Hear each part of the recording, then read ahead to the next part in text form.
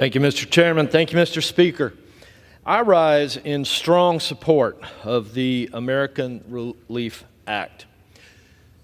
The basis of this bill, we all know, is a continuing resolution to fund the government to prevent us from shutting down until sometime into the first quarter. Now, I admit, I think we all know a continuing resolution is not the best way to fund our government, nor to be responsible for our taxpayers' dollars. We have an appropriations process that should work, and to the credit of Chairman Cole, that did work through the Appropriations Committee, and I certainly appreciate the Chairman's strong leadership in getting us through that. And it's noteworthy that he pointed out the Appropriations Committee by itself does not get to determine how we fund our government. We've got many needs and necessary reasons to keep our government functioning. The American people are counting on us. Our military, our border guards are counting on us. Our enemies are watching.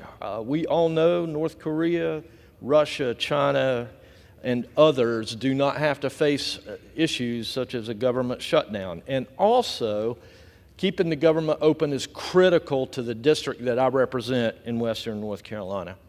But I'd like to just take a moment and speak specifically to the disaster relief portion of this bill. As most of you are aware, North Carolina was hit by Hurricane Helene on September the 27th of this year, and we experienced unprecedented disaster and destruction. It's going to cost North Carolina about $58 billion to rebuild. This storm was the most deadly in North Carolina's history. We lost 126,000 homes that were either damaged or destroyed. Countless people are now homeless.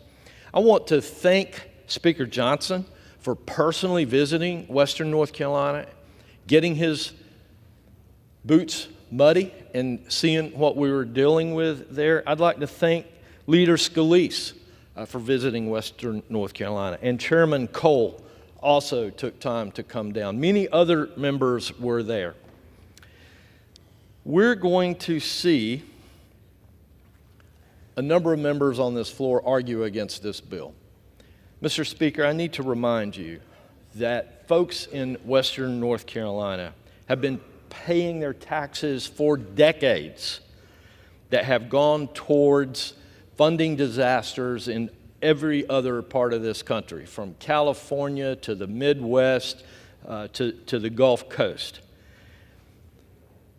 without argument.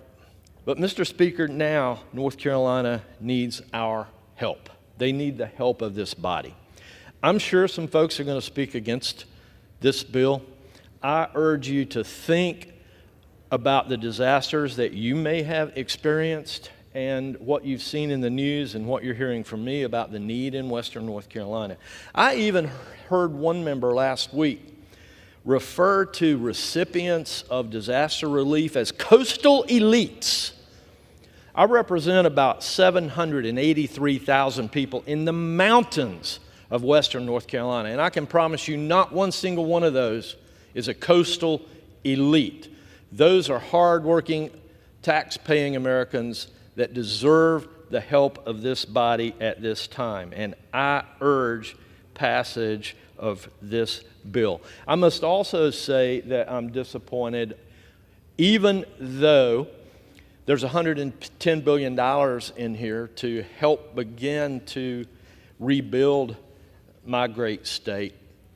There is a provision for private roads and bridges that was stripped out of this for some reason in the last moments of pulling this bill together.